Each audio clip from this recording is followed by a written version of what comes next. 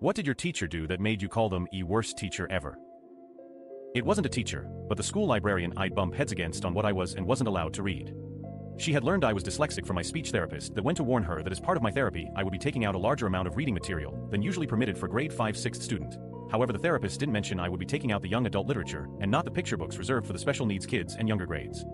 She was so stubborn on not letting me sign out the books even the grade 12s were struggling with in English. I would sit in the library during recess and an hour after school, just to read through the entire young adult section on my own.